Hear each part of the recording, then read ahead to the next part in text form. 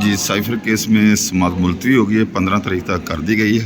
हमारी legal team वजी अलीमा साहबा, सलमान सदर भाई और बकाया सारे, ये सर अभी हम जा रहे हैं। तकरीबन 11 बजे के हम आए हुए थे, कोर्ट में बिठा के इंतज़ार करवा के, और अभी इन्होंने ये पेशी दे दी है और पेशी भी दी है वही 15 तारीख की। तो हम इंतज़ार कर रहे थे, तकरीबन 10 बजे के आए हुए थे। हमारे वकला टीम, लीगल टीम, बकाया हमारे जितने भी अहदेदारान थे वो सारे के सारे।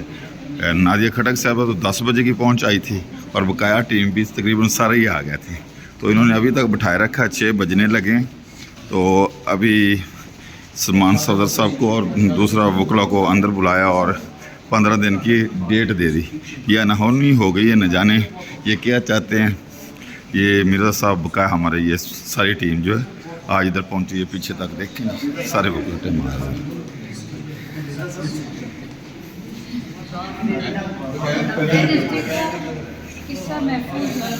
हाँ, वेडनेसडे को इंशाल्लाह।